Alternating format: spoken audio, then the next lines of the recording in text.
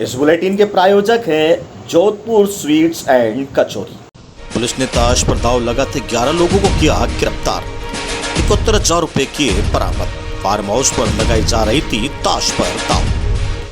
भवानी मंडी police ने जुआ सट्टे पर नकेल कसते हुए नारायणखड़ा के पास बने एक फार्म हाउस पर ताश पर दांव लगाते हुए 11 व्यक्तियों के साथ 71,000 रुपए जब्त किए। थानाधिकारी महावर सिंह यादव ने बताया कि कई दिनों से आसपास ताश पर दांव लगाने की सूचना मिल रही थी, जिस पर एक टीम बनाकर कुछ स्थानों की रैकी की गई। वहीं रैकी सही पाने पर फिरोज खान के फार्म हाउस पर दबिश देकर ताश पर जुआ खेल रहे 11 लोगों को मौके से गिरफ्तार किया।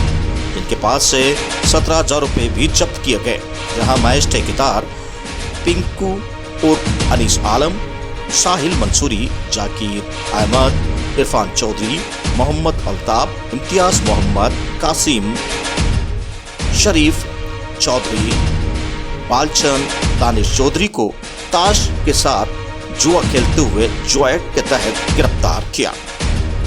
भवानी मंडी से सुरेश कुमार वर्मा की रिपोर्ट।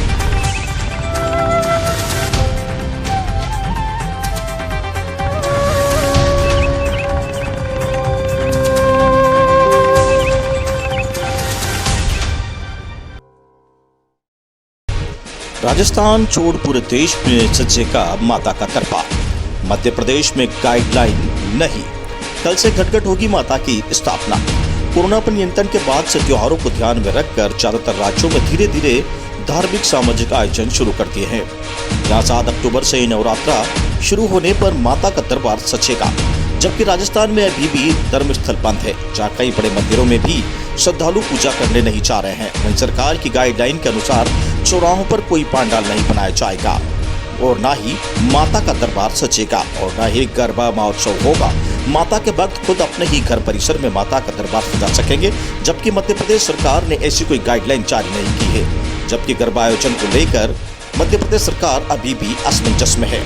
अब देखना होगा कि किस प्रकार इस बार माता की चौकी लगाकर गरबा महोत्सव मनाया जाएगा या नहीं। एसआर न्यूज नेशन के लिए राहुल रावल की रिपोर्ट।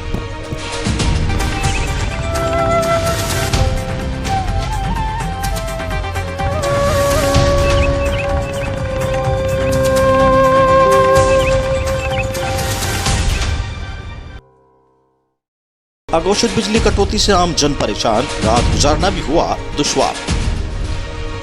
किसान नेता लक्ष्मण सिंह लूनाखेड़ा पहुंचे 132 केवी पर। जगंगधार में रात 12:30 बजे विद्युत विभाग के कर्मचारियों में हड़कंप मच गया। ढक चोमिना उनेल कुंडला क्षेत्र में शाम 4 बजे से लगभग रात 1 बजे तक अघोषित लाइट कटौती की वजह से आम जनता परेशान हो गई। एक और डेंगू मच्छरों का प्रकोप, तो ग्रामीण क्षेत्रों में जहरीले जानवरों का डर, मरीज, बच्चों व आम जनता परेशान। हमने विकास नेता से बातचीत करी तो उन्होंने बताया कि क्षेत्र में कई आम नागरिक ने फोन के माध्यम से सूचना दी कि बिजली कटौती की वजह से हम सभी परेशान हैं। किसान नेता ने जब बिजली विभाग के कर्मचारियों के संचार के माध्यम से संपर्क साधने की कोशिश की तो जयन अयन व ऐसी के मोबाइल बंद रहे। लक्ष्मण सिंह ने रात को 1 बजे पहुंचे, जहां पावर ग्रिड और अयन से बात की, जहां अयन ने कंट्रोल में फोन और अधिकारियों को अवगत कराया। किसान नेता ने कहा कि क्षेत्र में विद्युत की समस्या अब आई तो कार्यालय का घेराव किया जाएगा। किसान नेता की चेतावनी से 30 मिनट में ही विद्युत सप्लाई चालू हो गई। चौबेला से धर्म सिंह की रिपोर्ट। पानी भरा हुआ है और बच्चे सो नहीं पा रहे हैं, कोई नींद नहीं निकाल रहा है क्षेत्र में, सभी फोन लगा रहे हैं। और आप लाइव देखें, यहाँ पर लाइट है 132 की, लेकिन क्या पता क्या सिस्टम चल रहा है। अगर इनको लाइट सुधारनी हो तो दिन में कटौती करके सुधारे ना, 3-4 घंटा, 6 घंटा, 8 घंटा। और आप कहोगे कि लक्ष्मण सिस्टम को ये करता है, भाई कैसे सोएंगे बेचारे? नेता सारे इन्वर्टर और एसी लगाकर सोए हुए हैं अपने घरों पे। अरे शर्म करो नेताओं, शर्म करो अधिकारियों। चोमेला से फोन आ रहे, गंगधार से आ रहे हैं, ग्रामीण क्षेत्र से आ रहे हैं।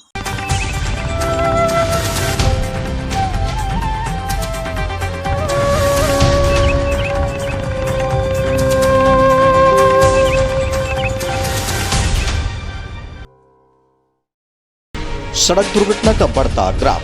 बैरोघाट रोड पर 2 निजी बसें की हुई भिड़ंत, कई यात्री हुए घायल। इंदौर से मिली जानकारी के अनुसार Indore to Khandwa Bhairughat highway road पर दो निजी यात्री बसों की आमने सामने भिड़ंत हो गई है, जिसमें 10 से 15 यात्री गंभीर रूप से घायल हो गए हैं, जिसमें महिलाएं, बच्चे और पुरुष बताए जा रहे हैं। खबर की सूचना मिलते ही मौके पर पुलिस के आला अधिकारी की टीम मौके पर पहुंची और 100 डायल को मौके पर बुलाया गया और घायलों को तत्काल 100 डायल की मदद से जिला अस्पताल भेजा गया। हमारे संवाददाता सुमित सिंह राठौड़ ने थानाधिकारी से बात की तो थानाधिकारी ने बताया कि जो भी दोषी होगा उसके विरुद्ध कठोर कार्रवाई की जाएगी। इंदौर से सुमित राठौड़ के साथ ब्यूरो रिपोर्ट।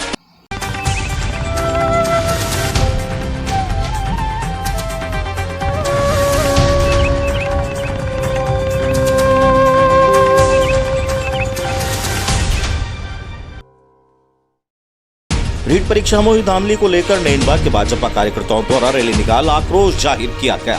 वहीं राज्य सरकार के खिलाफ जमकर नारेबाजी की। रीट परीक्षा के दौरान लाखों विद्यार्थियों ने कड़ी मेहनत कर इस परीक्षा की तैयारी की थी, मगर कुछ लोगों ने अपनी जेब भरने के लिए विद्यार्थियों के साथ छलावा किया, जिसके चलते आंसर की मोबाइल पर आ गई। ऐसी धांधली के चलते शिक्षा मंत्री गोविंद सिंह डोटासरा को पद से बर्खास्त करने की लोगों ने मांग की और पुनः परीक्षा किए जाने की राज्य सरकार से गुहार लगाई। नैनबा बूंदी से ब्यूरो रिपोर्ट। काबिल स्टूडेंट है, जो इनके पेपर लीक हुआ है उनके जो काबिल स्टूडेंट है वो बराबर नहीं दे पाए, इसलिए इनके साथ खिलवाड़ हो रहा है। इसलिए मुख्यमंत्री को और शिक्षा मंत्री को उनके दोबारा परीक्षा करवाना चाहिए, हमारी यही मांग है। तो रीट की परीक्षा में धांधली हुई है? धांधली हुई है, पेपर लीक हुआ है, पेपर में आया है, मीडिया बोल रही है भाई पेपर लीक हुआ है। बत्तीलाल मीणा का उसमें पूरा हाथ है, उस पर कार्रवाई होना चाहिए। तो ये मतलब भाजपा मोर्चा, भारतीय जनता युवा मोर्चा की तरफ से हम ज्ञापन दे रहे हैं कि इसमें होना चाहिए।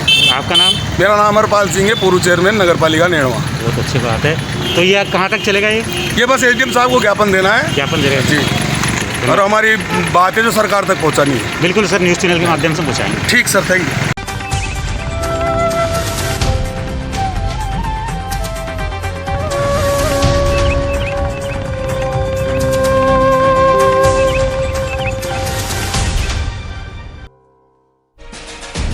धौलपुर जिला कलेक्टर को सौंपा ज्ञापन, संयुक्त किसान मोर्चा ने जताई नाराजगी।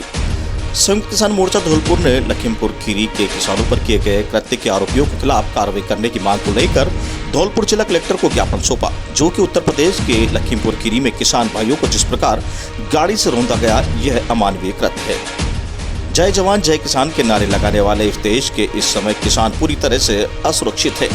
किसानों में भय का माहौल है। केंद्र सरकार किसानों को दबाने की दमनकारी नीति चला रही है। किसानों द्वारा शांतिपूर्ण आंदोलन के दौरान वाहन को तेजी से चलाकर किसानों को कुचलने का जो कृत्य सत्ताधारी यूपी सरकार द्वारा किया गया है, उसको किसान कभी आहत हुए हैं और किसानों में केंद्र सरकार के प्रति आक्रोश व्याप्त है। कृत्य किसकी संयुक्त किसान मोर्चा धौलपुर निंदा करती है। यह हमारा आग्रह है कि सरकार दोषी लोगों को बचाने का प्रयास कर रही है। हमारी मांग है कि दोषियों के विरुद्ध कड़ी दंडात्मक कार्रवाई की जाए तथा मृतक किसानों के परिवारजनों को जीवन यापन के लिए उचित मुआवजा दिया जाए।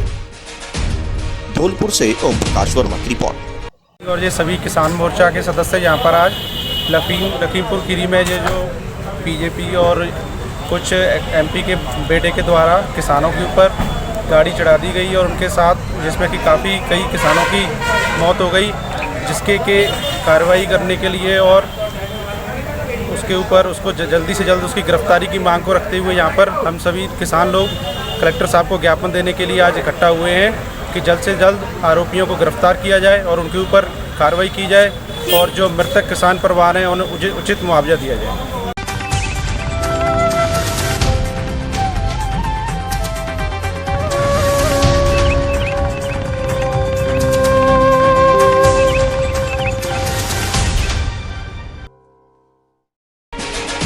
आबकारी विभाग गारंटी की नीति के विरोध में सड़कों पर उतरे शराब व्यापारी। कोटा में शराब दुकानदार राज्य सरकार के आबकारी विभाग की गारंटी नीति के विरोध में सड़कों पर उतर आए। शराब ठेकेदारों ने रैली निकाल कर कलेक्ट्रेट के बाहर जोरदार प्रदर्शन किया और नारेबाजी कर आक्रोश जताया। इस दौरान काफी देर तक यातायात प्रभावित रहा और कलेक्ट्रेट के बाहर पुलिस का भारी जाब्ता तैनात हो गया। शराब व्यापारियों ने जिला कलेक्ट्रेट को मुख्यमंत्री के नाम ज्ञापन भी सौंपा। शराब कारोबारियों का कहना है कि गारंटी नीति के कारण शराब व्यापारी लगातार दबाव में है और बिलिंग नहीं कर पा रहे हैं।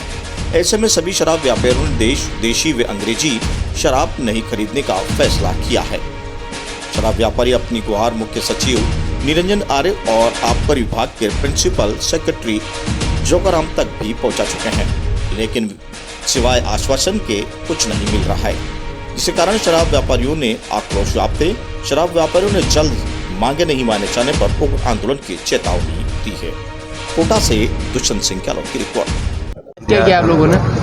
आज पूरे राजस्थान के 33 जिलों में मुख्यमंत्री जी के नाम जिला कलेक्टर जी को ज्ञापन दिया गया है। हमारी लगातार आज 11वां दिन है, लगातार हमारे द्वारा मांग की जा रही है कि इसी नीति में कुछ चेंज किया जाए। शराब इतनी हो चुकी है मात्रा में कि इतनी शराब पीने वाले नहीं है। इस शराब को किसी भी तरह से कम किया जाए, 8 बेसिक लाइसेंस भी कम की जाए तो हम शराब आदि सिलेंडर कर सकें। पर हमारी किसी भी बात पर आबकारी विभाग द्वारा अभी तक कोई भी तरह का निर्णय नहीं लिया गया है। आज हमने पूर्व में मंत्री धारीवाल जी को ज्ञापन दिया था। आज हमने मुख्यमंत्री जी के नाम ज्ञापन दिया है कलेक्टर साहब को, और ये लड़ाई आगे चलेगी। 15 तारीख तक सुनवाई नहीं होती है तो दुकानें और माल उठाना हम दोबारा से बंद कर देंगे।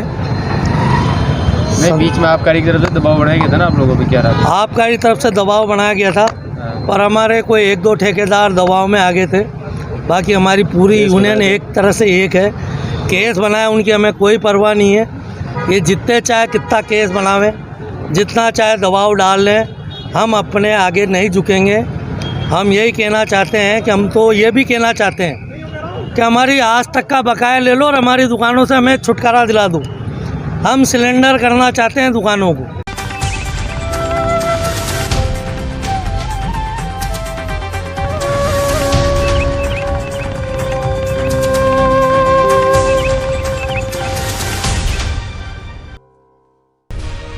किसान राधेश्याम धाकड़ को मिला बिना ब्याज का ऋण। छिपाबड़ोद की ग्राम पंचायत दिगोद खालसा में प्रशासन गांव के संग अभियान के तहत किसान राधेश्याम धाकड़ ने ग्राम सेवा सहकारी समिति लिमिटेड के माध्यम से कृषि कार्य हेतु ऋण के आवेदन प्रस्तुत किया। उपखंड अधिकारी जनक सिंह ने उक्त ऋण आवेदन के तहत संबंधित अधिकारियों को तत्काल राहत प्रदान करने के आदेश प्रदान किए, जिस पर मौके पर ही ग्राम सेवा सहकारी समिति लिमिटेड के माध्यम से काश्तकार राधेश्याम धाकड़ को बिना ब्याज का ऋण स्वीकृत कर राहत दी गई। साथ ही सहकारिता विभाग द्वारा 2 किसानों को 25-25 हजार का ऋण वितरण कर 15 नए सदस्य बनाए गए। वहीं पंचायत राज विभाग द्वारा 2 आवेदकों से मौके पर ही मृत्यु प्रमाण पत्र भी जारी किया गया। छिपाबड़ोद से केशव शर्मा की रिपोर्ट।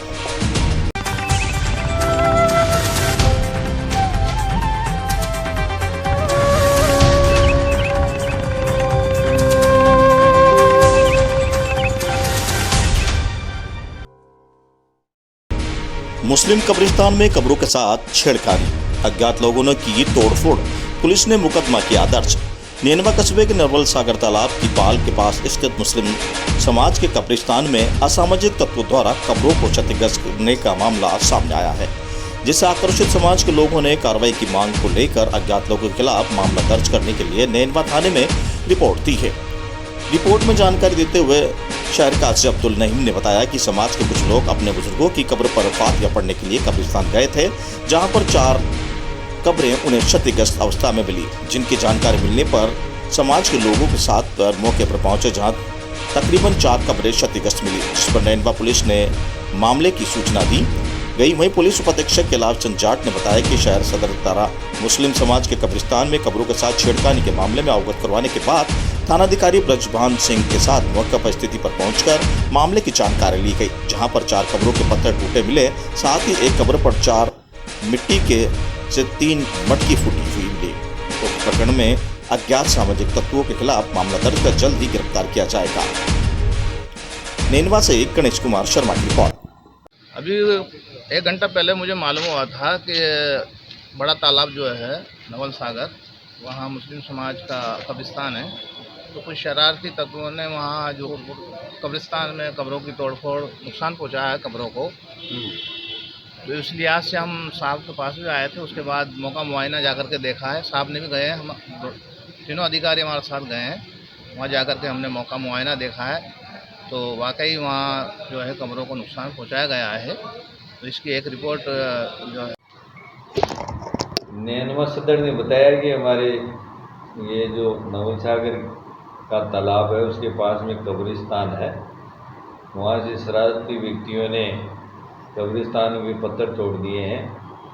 इस सूचना पर मैं और थानाधिकारी नेनुआ दोनों मौके पर पूछे तो 4 कब्रों के पत्थर उखाड़ रखे हैं और एक कब्र पे जो मटकियाँ रखी हुई थी पक्की, उनमें से 3 मटकियों को तोड़ दिया है। पुलिस अब आगे क्या कार्रवाई कर रही है? इस पे हम प्रकरण दर्ज करके और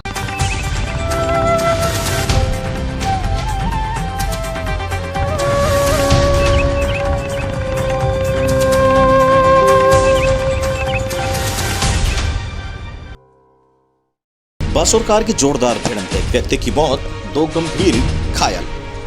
चित्तौड़गढ़ जिले के निम्बाड़ा उपखंड के मर्जीवी चौराहे पर एक निजी यात्री बस और कार के बीच हुई जोरदार भिड़ंत में कार में सवार 3 लोगों में से एक की मौत हो गई, जबकि 2 अन्य गंभीर रूप से घायल हो गए, जिन्हें उपचार के लिए निम्बाड़ा राजकीय चिकित्सालय में ले जाया गया। वहीं दोनों घायलों की स्थिति को देखते हुए उन्हें उपचार के लिए जिला राजकीय सावलिया चिकित्सालय में रेफर कर दिया गया, जहाँ पर दोनों की हालत गंभीर बनी हुई है। जानकारी के अनुसार बुधवार सवेरे नीमच की ओर से आ रही एक निजी यात्री बस और निम्बाहेड़ा शहर से बाहर निकल रही एक लग्जरी कार के बीच में मर्जीवी चौराहे पर जोरदार भिड़ंत हो गई, जिसमें कार में सवार अंबलाल जाट निवासी रूपा हैली भिलवाड़ा की मौत हो गई। वहीं कार में सवार 2 अन्य दानिश और दिनेश जाट गंभीर रूप से घायल हो गए, जिन्हें उपचार के लिए निम्बाहेड़ा राजकीय चिकित्सालय लाया गया, जहां से प्राथमिक उपचार के पश्चात उनकी हालत को देखते हुए जिला राजकीय सावलिया चिकित्सालय लाया गया, जहां पर दोनों की हालत गंभीर बनी हुई है। वहीं दुर्घटना की सूचना मिलने पर निम्बाड़ा कोतवाली थाना पुलिस मौके पर पहुंची और मामले की जानकारी ली। वहीं दुर्घटना की सूचना मिलने पर जिला कलेक्टर ताराचंद मीणा, अतिरिक्त जिला कलेक्टर व भू अवैज्ञानिक ज्ञानबल खटीक को दोनों घायलों की जानकारी लेने जिला राजकीय सामान्य चिकित्सालय पहुंचे। निम्बाहेड़ा से गोपाल चतुर्वेदी की रिपोर्ट।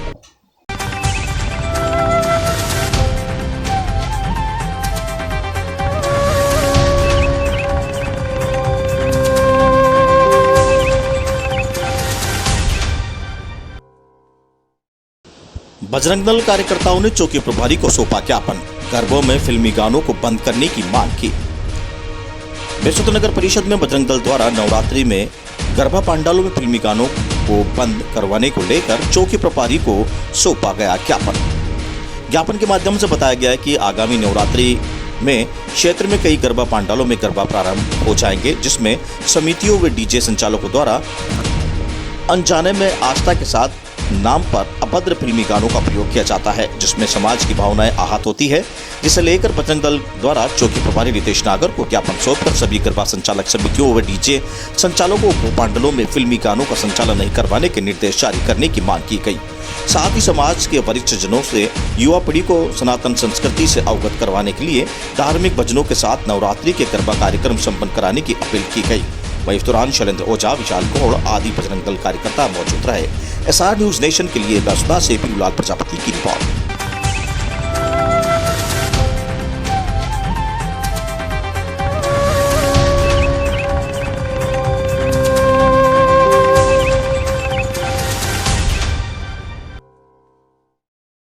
जेल अधीक्षक ने किया जिला कारागृह का औचक निरीक्षण, मिले मोबाइल, विरोध में कुछ बंदियों ने की हड़ताल।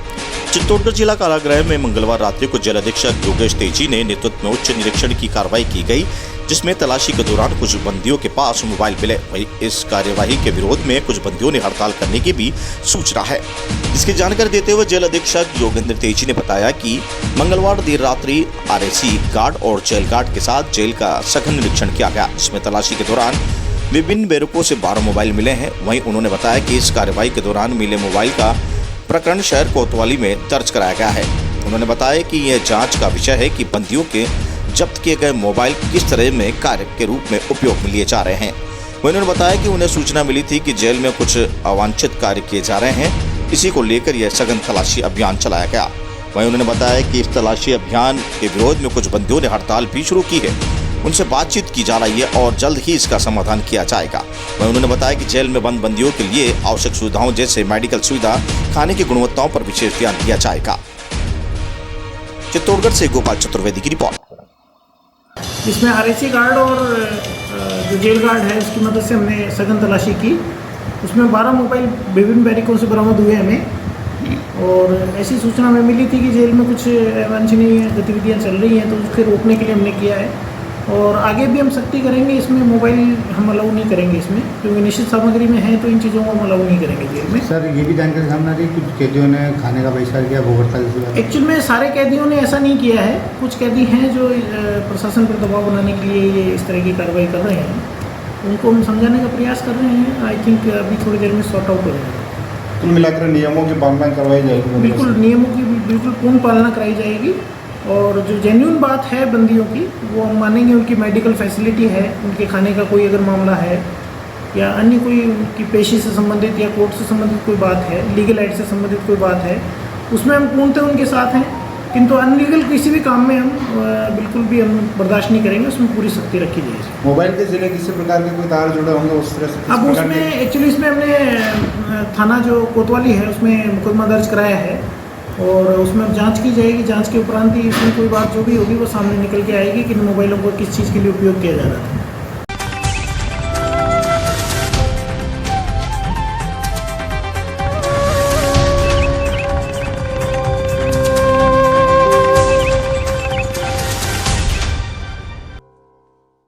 कालाडेरा रिको औद्योगिक क्षेत्र में स्थित प्राइवेट फैक्ट्री में आग लग गई, जहां आग लगने का कारण शॉर्ट सर्किट बताया जा रहा है।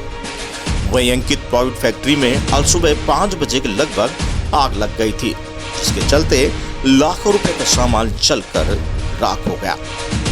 जहां मौके पर कालाडेरा रिको व चोमू अग्निशमन की दमकलों ने पहुंचकर आग पर काबू पाया।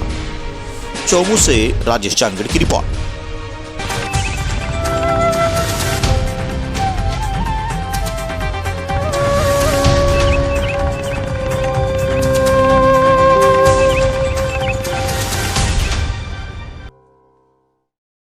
प्रशासन गांव के संग अभियान में लापरवाही पड़ी भारी, जहां 2 करोड़ियों को प्रशासन ने खरी खोटी सुनाई। पंचायत समिति जालसू में शिविर में नहीं पहुंचे 2 रोडवेज के कर्मचारी। पूर्व सूचना के बावजूद भी शिविर में नहीं पहुंचे कर्मचारी, जहां आमेर एसडीएम प्रीरत सिंह चारण ने मामले को लेकर गंभीरता से जांच की। वही एसडीएम ने रोडवेज के उच्च अधिकारियों को भी जानकारी दी।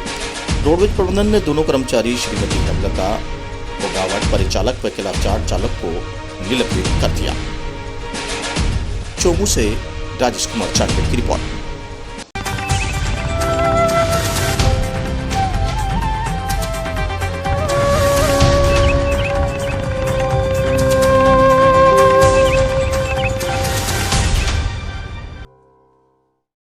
पदयात्रियों का किया स्वागत, 5 वर्षों से पदयात्रा का हो रहा संचालन। छिपाबड़ौद कस्बे में गुजर रहे पैदल यात्रियों का स्वागत किया गया, जहां सामाजिक कार्यकर्ता इंसाफ अली ने जानकारी देते हुए बताया कि आकाखेड़ी सिद्धपीठ हनुमान जी में से चमत्कारी बीजासन गुगोर माता जी जा रहे पदयात्रा मंडल के सदस्यों का कस्बे के प्रमुख लोगों ने स्वागत किया। पदयात्रा का संचालन पिछले 5 वर्षों से किया जा रहा है, लेकिन इस वर्ष कोरोना गाइडलाइन की पालना करते हुए यात्रा का आयोजन किया गया। पदयात्रा मंडल के सदस्यों को माला पहनाकर शाल ओढ़ाकर सभी सदस्यों का सम्मान किया गया। कस्बे के लोगों ने छापा बांधकर पत्रकार जितन कुशवाहा का सम्मान किया गया। कार्यक्रम में पुरुषोत्तम लाल सुमन, प्रवीण सुमन, मंजूर अहमद, राजेंद्र सुमन, ज्ञान स्वरूप, दिनेश रिंकू, जगदीश कन्हैयालाल सुमन आदि कार्यकर्ता मौजूद रहे। छिपाबड़ौद बारा से जितन कुशवाहा की रिपोर्ट।